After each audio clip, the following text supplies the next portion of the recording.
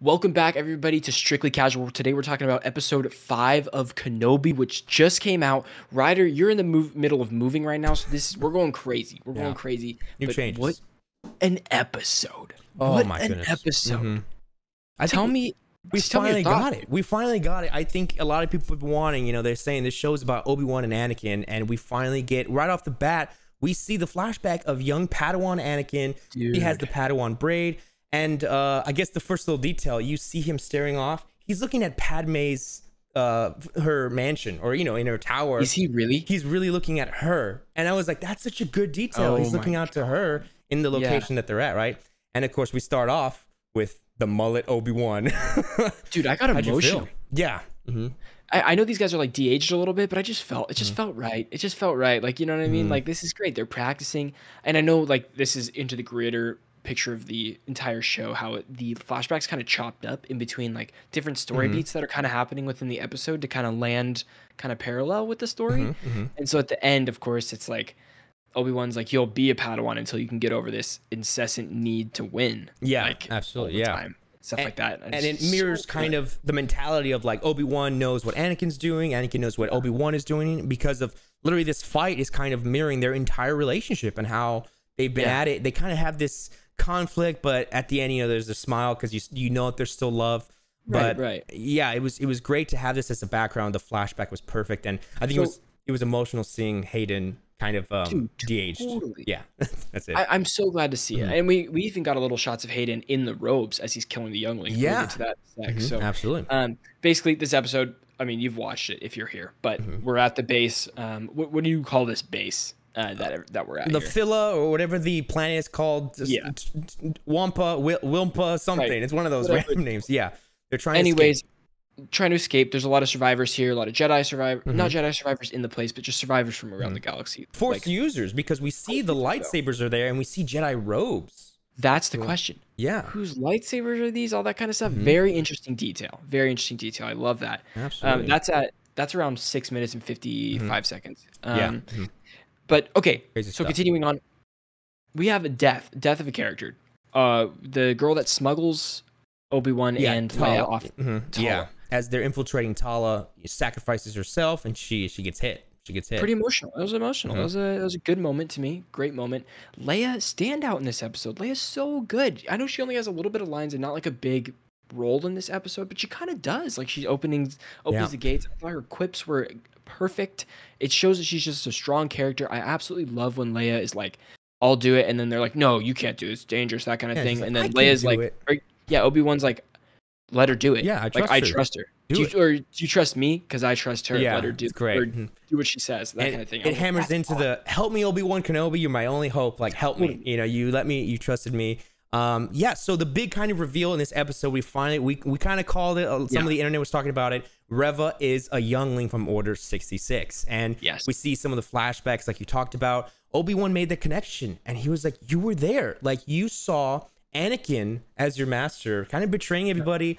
And we get even the more reveal at the end that he even stabbed her, but she played dead. She played dead, Where I loved when this is Reva's episode, by the way. Reva is incredible.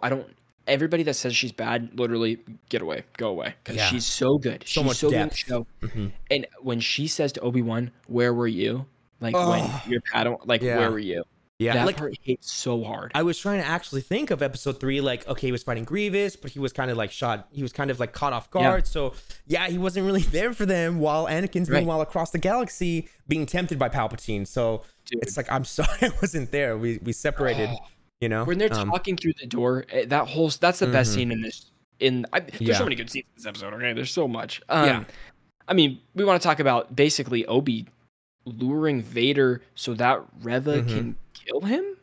Kind of. Yeah. He was like, let's kind of work together, and it's like he won't find it coming. He won't see it coming. And of course, mirrored with the flash. But yeah, as soon as Reva goes for the hit, Darth Vader says, "You think I wouldn't know, youngling?" Like, using the Force, and yet again, we get another kind of example of how powerful Vader is. And this is probably the strongest we've seen him, by holding a full ship and ripping it apart.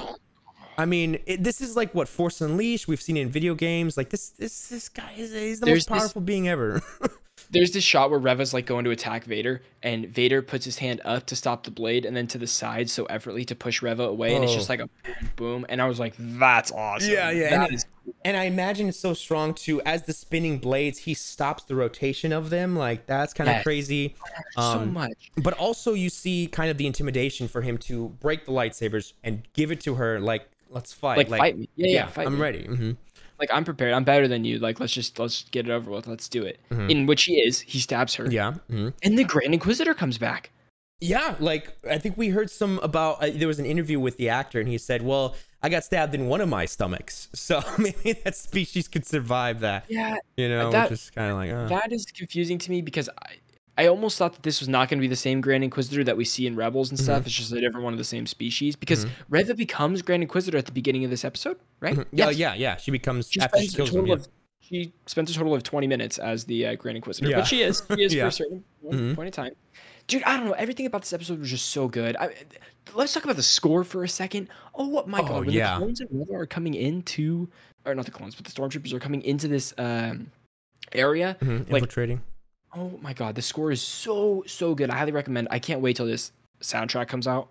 Oh, that's going to be a heater. Yeah, I want to be listening to it a lot. I guess my last kind of point is going into Obi-Wan and Anakin and kind of what they've been through together, and you see that they still have their strong relationship, but you see the physicality of Vader and how Anakin is under that suit, and this is kind of the first time we've seen the blending of both Anakin and Vader, because they've always felt like separate entities. This is finally a time where he's so fueled by anger, and he's so like kind of reminiscing on his past, and also kind of, I guess, feeling bad at times, it seems, but he's also just fueled by the anger. He's so like, I want to get this guy, I want to get revenge on him. And I guess a last small little detail was when he had both of the sabers, he kind of posed in the way of Ahsoka, kind of. I don't know if you noticed that. Did he? He did the two, and I saw a photo of Ahsoka, and I was like, oh, there's kind of a little mirror there, but I don't know. Yeah, I was like, that's kind of cool. But I mean, for a second I thought Reva was going to get Count Dooku'd. Anakin was going to take the two lightsabers. Yeah. I was like, he's going to do that. Yeah, I felt that too. I guess. I got some questions for you. Okay, yeah, let's hear it. Bail Organa. We have a hologram message to Obi-Wan, and it's kind of cut up a little bit. I don't really understand. Is he threatening to go to Luke for some reason, or he's like, I need to go to Luke? Like, what does that mean? I think he's like, listen, if you and Leia kind of died, I'm gonna go to the boy because he's our last hope. I got to get this kid and protect him myself. Sure. I think I'm feeling that, but this leads into you had the question, I had the question. What's this final episode gonna be? But I guess we can kind of get why we see in episode 4 Obi-Wan helping Luke now, is that now he has to divert his attention because I guess Reva's going after Luke. I don't know.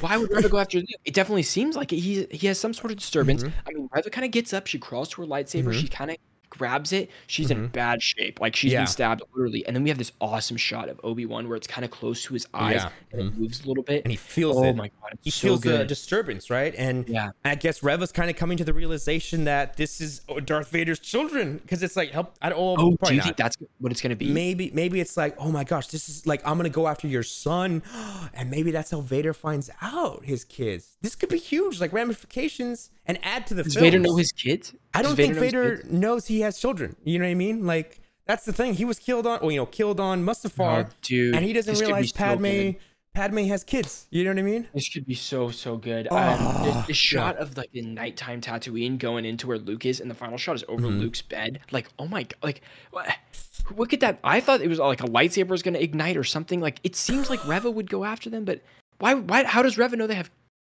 Oh, because Leia. Because of the holo thing. But I'm saying that's it. What if the holo thing? I think you're right. Like, what if she uses the kids for Vader's kind of like look, I have your children, and Vader's gonna be like, chill, those are mine. Like, and he has the thing where he says, Vader, I have your kids. Like, I think that would be a great plot point. Yeah. Honestly, dude, this is the best episode of the show. Absolutely, 100%. We finally got what we wanted.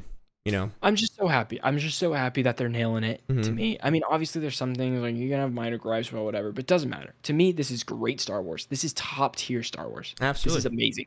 That's it for me. I mean, Vader's the best villain.